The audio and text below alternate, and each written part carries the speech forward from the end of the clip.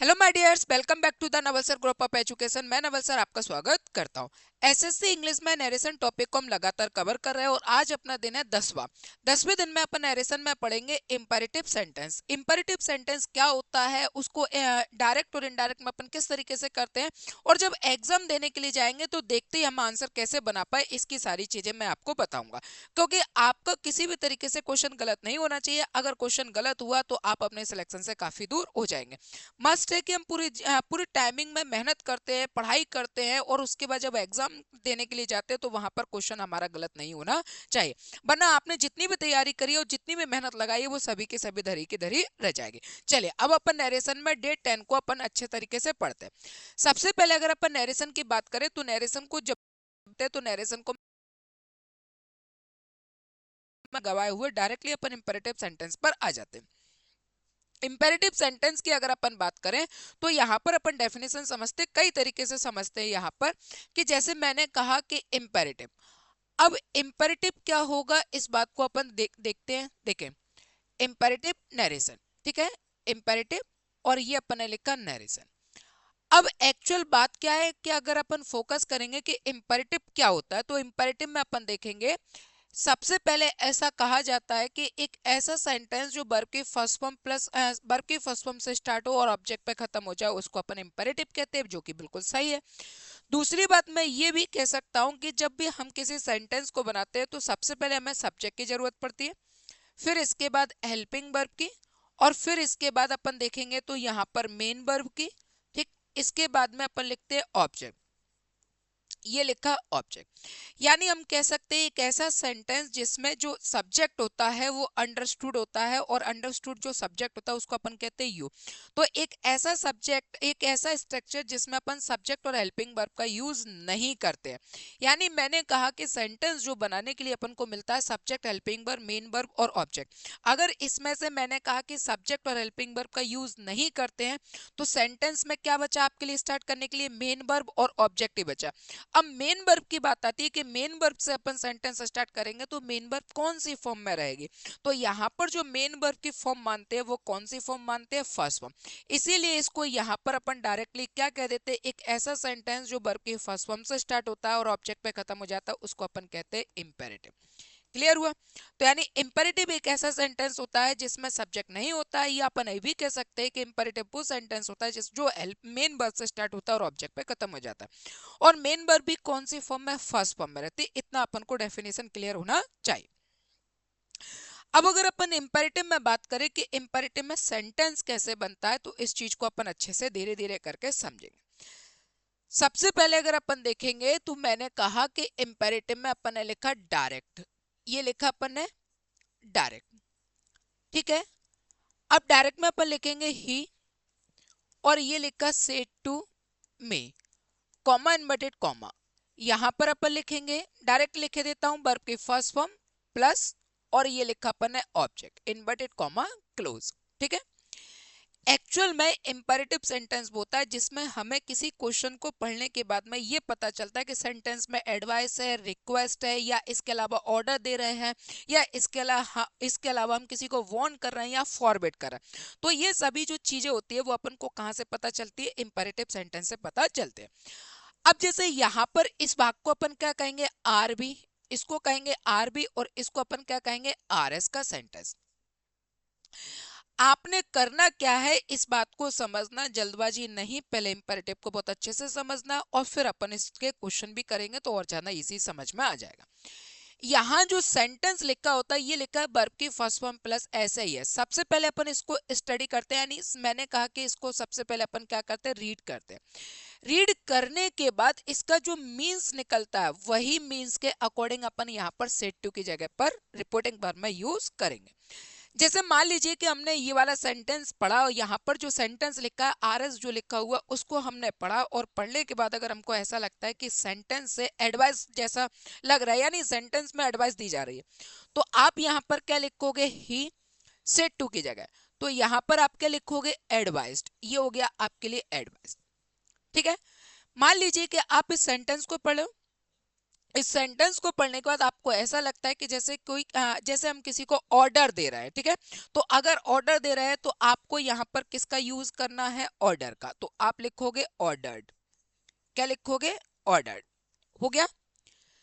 अब यहाँ का जो सेंटेंस है, अगर इस सेंटेंस में अपन किसी को मना कर रहे हैं, नेगेटिव है सेंटेंस में, हम किसी को मना कर रहे हैं, तो यहाँ पर अपन किसका प्रयोग कर सकते हैं, फॉरबिड का। ठीक है, किसका प्रयोग करेंगे, फॉरबिड। यहां अगर अपन बात करें तो ये दोनों के दोनों जो वर्ड हैं एक्चुअल में ये पॉजिटिव है, और इसकी बात करेंगे तो ये कैसा वर्ड है, नेगेटिव। इसके बाद कॉमा ये ऑब्जेक्ट दिया है तो ऑब्जेक्ट लिख देना मी प्लस, अब आ जाएगा कॉमा इन्वर्टेड कॉमा।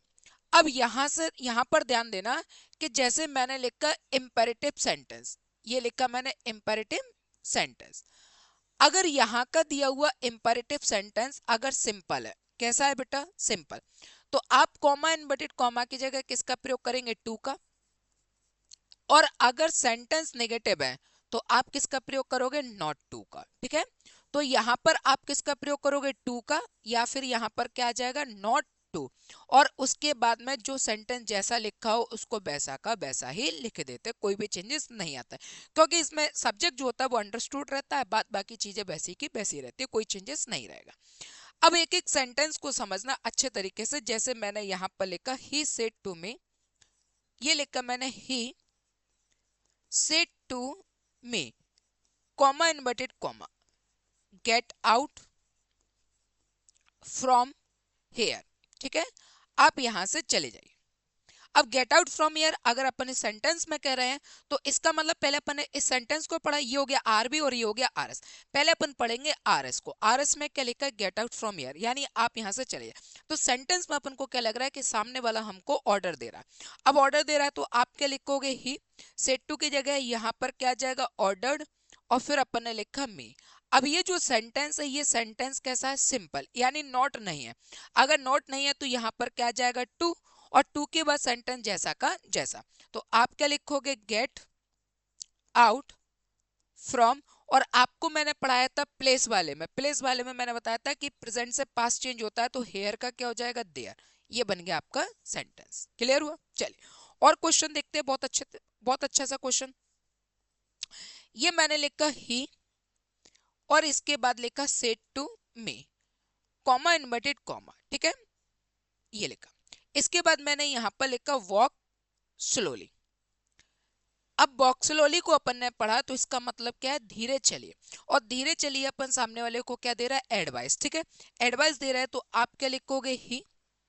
और ये अपन ने लिखा सेड टू की जगह यहाँ पर एडवाइस दे रहा है ना, तो क्या लिखोगे, एडवाइस्ड, और इसके बाद में मी।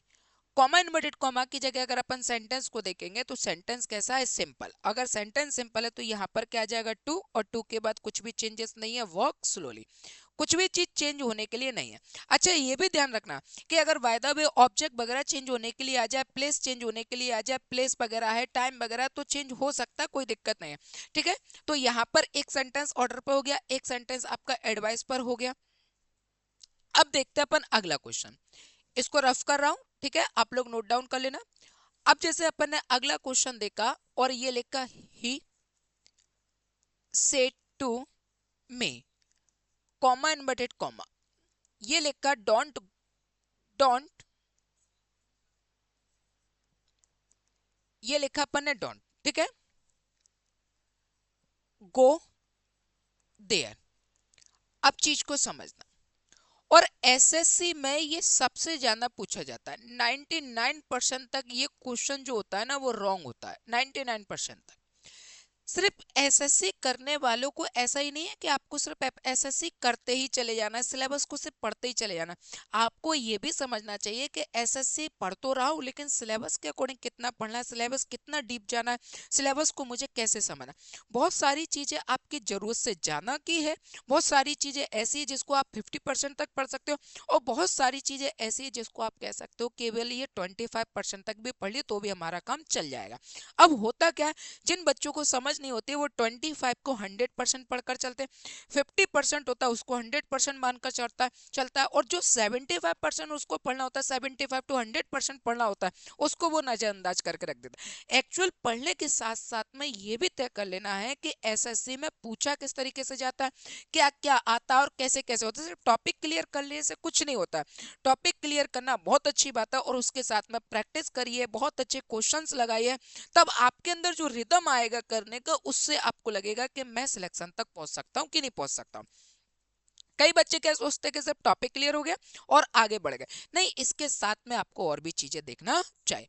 जैसे मैंने कहा कि ये क्वेश्चन लिखा, अब ये क्वेश्चन 99% तक गलत होगा, कहाँ फंसेगा, कैसे होगा, ये सारी चीजें भी आपको समझ होना चाहिए। अब जैसे कहा कि डोंट गो देयर, अब डोंट गो देयर वहां पर मत जाए, क्या ये हमें सिर्फ मना करने के लिए ये, क्या ये सेंटेंस में हम किसी को एडवाइस नहीं दे सकते? एडवाइस करने के लिए भी तो अपन मना कर सकते हैं ना, कि आपको सलाह दी जाती है कि आप वहां पर मत जाए, आपको सलाह दी जाती है कि इस डिब्बे को मत खोले, आपको सलाह दी जाती है कि इस किताब को मत खोले, तो सलाह भी तो दे सकते हैं और मना भी कर सकते हैं, तो दोनों से कैसे रहेगा, इस चीज को ध्यान देना। सबसे पहले अगर अपन बात करें, ये लिखा अपन है ही एडवाइस।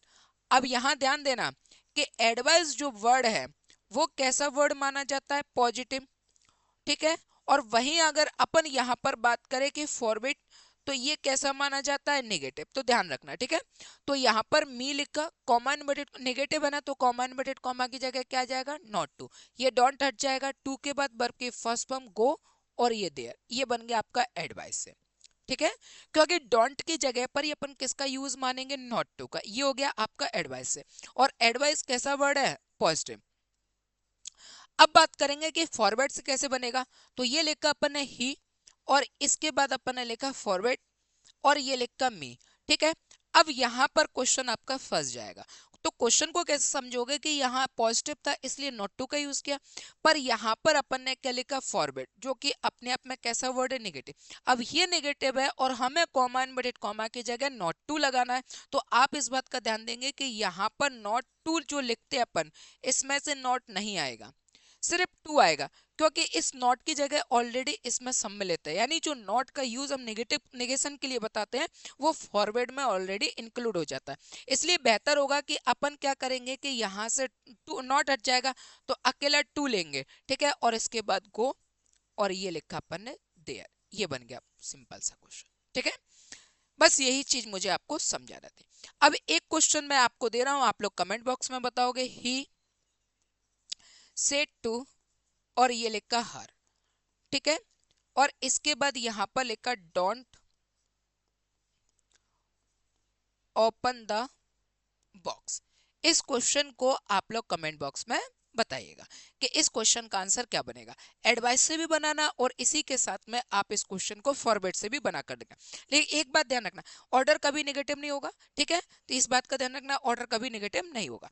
अब अपन इंपेरेटिव में थोड़ा और आगे बढ़ते हैं, तो दूसरी बात अपन देखेंगे कि अगर क्वेश्चन में मान लीजिए कि क्वेश्चन दिया हुआ है आपको डायरेक्ट, ये लिखा है क्वेश्चन डायरेक्ट, और डायरेक्ट क्वेश्चन में अपन ने कहा यहां पर डायरेक्ट, ये लिखा अपन ने he said to me, comma inverted comma, sentence में लिखा है प्लीज, और ये लिखा काइंडली, प्लीज और काइंडली, इसके बाद में वर्ब की फर्स्ट फॉर्म प्लस ऑब्जेक्ट। तो अब इसको अपन कैसे देखेंगे, ये देखो, यहां पर अपन क्या बनाएंगे, इनडायरेक्ट।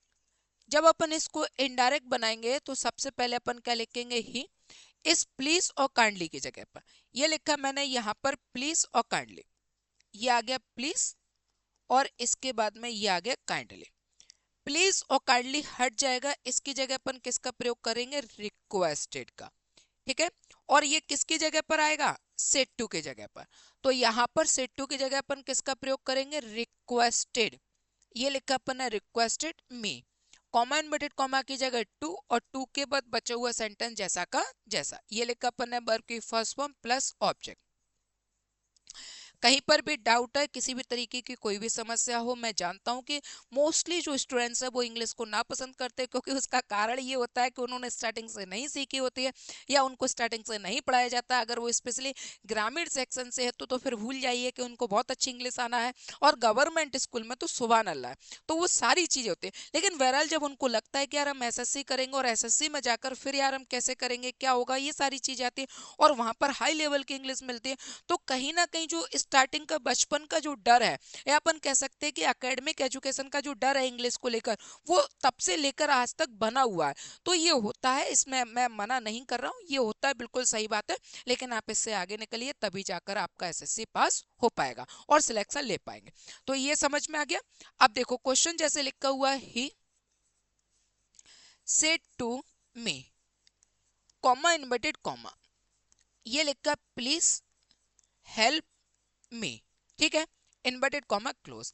तो यहां पर आप क्या लिखोगे, ही सेड टू की जगह क्या आ जाएगा, रिक्वेस्टेड। सिंपल सा कैसे समझोगे कि रिक्वेस्टेड आएगा, क्योंकि प्लीज लिखा है, यहां से प्लीज कट जाएगा और यहां से सेड टू हट जाएगा, यानी सेड टू और प्लीज और काइंडली तीनों की जगह पर अपन देखेंगे तो रिक्वेस्टेड आ जाएगा। और इसके बाद मी की जगह मी, सेंटेंस सिंपल है तो टू आ गया, और टू के बाद ये लिखा अपन है हेल्प। मी क्या है, आई, और आई आपको पता है प्रोनाउन चेंज होता है, और आई चेंज होगा तो उसकी फैमिली का कोई भी वर्ड आ जाए वो भी चेंज होगा। तो यहाँ आई मी को अपन ही से चेंज करेंगे, यहाँ पर ही से चेंज करेंगे तो ही का ऑब्जेक्ट क्या हो जाएगा, हिम। तो ये बन गया आपका आंसर, ठीक है। चलिए, इसके बाद में इसके लिए भी, अब ये मी को हिम ही से चेंज किया, हिम कैसे आ गया, इसके लिए आप प्रोनाउन की क्लास को देखिएगा। अगला क्वेश्चन जैसे लिखा है, सी सेड टू, और ये अपन ने लिखा देम, कॉमा इन्वर्टेड कॉमा, इसके बाद लिखा काइंडली हेल्प द पुअर, ये लिखा काइंडली हेल्प द पुअर, ठीक है। इस क्वेश्चन को आप लोग कमेंट बॉक्स में बताइएगा कि इसका आंसर क्या रहेगा। आपको देखना क्या है, प्लीज और काइंडली मिल जाए, रिक्वेस्टेड आएगा। अगर सेंटेंस आरएस का सेंटेंस अपन पढ़ना है और उसमें ऑर्डर दे रहे हैं तो ऑर्डर आएगा, अगर उसमें एडवाइस दे रहे हैं तो एडवाइस आएगा, और अगर अपन को निगेटिव है तो एडवाइस में भी दे सकते हो और मना में भी दे सकते हो। एडवाइस में दोगे तो कॉमा इन्वर्टेड कॉमा की जगह नॉट टू आएगा, और अगर फॉरबिड में दोगे सिर्फ टू आएगा, बस इतना फर्क है और कोई ज्यादा फर्क नहीं है। चलिए, अब अपन देखते हैं कुछ क्वेश्चन ऐसे जो कि एसएससी में ऑलरेडी आए हुए हैं, और इन क्वेश्चन को आपको करना कैसे, ज्यादा समय नहीं लगाना है, विद इन सेकंड में आपको आंसर करना है। देखते ही आंसर कैसे बनाओगे। सबसे पहले इस तरीके से क्वेश्चन लिखा था, captain said to his son his man, comma inverted comma fall into line, ये लिखा हुआ है। सेंटेंस को पढ़ लिया। अब यहाँ पर जो कैप्टन है वो क्या है, हिज मैन, यानी कैप्टन अपने लोगों से कहेगा फॉल इनटू लाइन, तो जाहिर सी बात है कैप्टन क्या देगा, ऑर्डर देगा। तो आप इसमें ऑर्डर, कमांड देखो, कमांड, ठीक है, हालांकि क्या देगा, ऑर्डर। अब कैप्टन है तो यहां पर किसका प्रयोग कर दिया, कमांड का। एक चीज मैं आपको बहुत अच्छी से बता देना चाहता हूं, उस चीज को समझना।